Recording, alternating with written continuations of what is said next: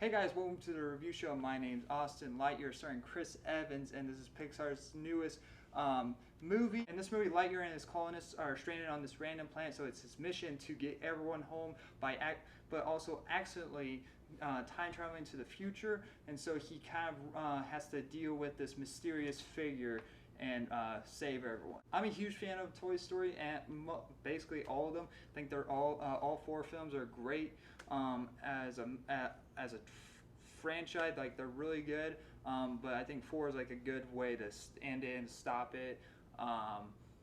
And so I was like, and next when I hear about Lightyear, I was like, okay, this is interesting. How is this gonna play into, like, is it gonna be separate from the Toy Story universe?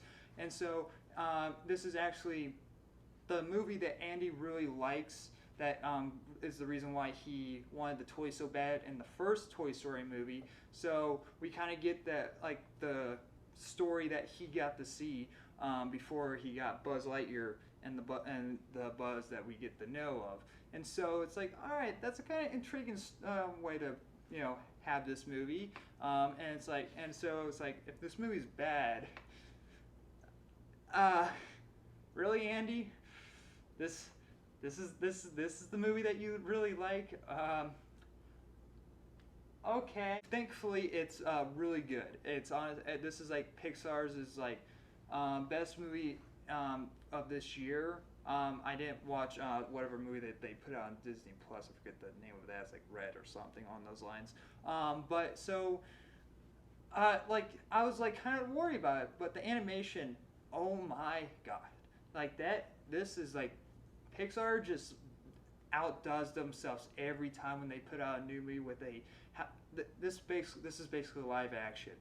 Like, at least the environment is. The character models, like, they're still, like, you can still, like, they're animated and cartoonish, but they look really good. And if you compare this to Toy Story, you can see how far they came. And so that's like a really big positive of this movie. The biggest step of all is Chris Evans as Buzz Lightyear. Like, that's a huge leap from like you have to get over of like Tim Allen.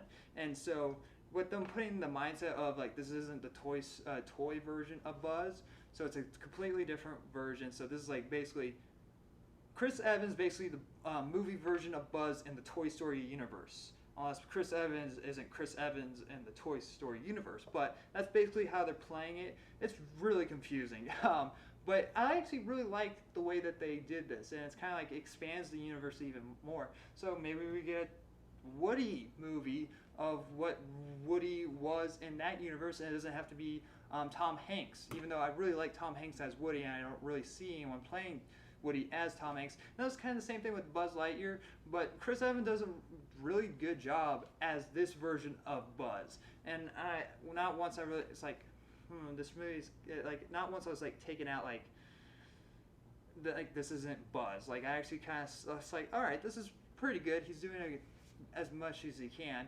On the story side of this movie, it's good. I mean, like, Buzz Lightyear basically is stranded on this planet with his colonists, and it's kind of his fault for the reason why they're there. And he's like, it's my mission. I'm gonna get us home. And like, so there's like problems with that on the way, where Buzz has to do everything on his own, have that character arc.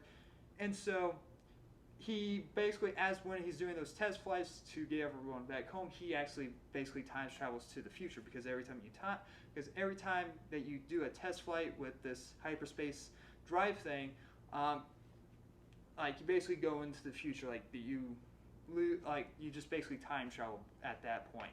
And so he basically travels so far in the future that he doesn't really know what's going on. He kind of shows up and like there's robots, and this small group of, like, basically rookies. They're called juniors. And one of them is like the granddaughter of his commander friend. And so it's like, so there's kind of cool of a little dynamic. The jokes are really funny. Most of them don't land on part, like when one of the junior group people, I don't know what you want to call them, but honestly really don't know their names besides I don't even really know the granddaughter's name either, but they basically call they're, let's be honest, they're pretty forgettable characters, and they kind of are useless. Um, but they're somewhat funny sometimes. But one of their characters is like they're basically very clumsy. I'm like, okay, this is kind of funny, but then over time it's like, okay, yes, we get it, because like it somewhat interplays into the story. It kind of like his character kind of messes up what happens, and it's just like,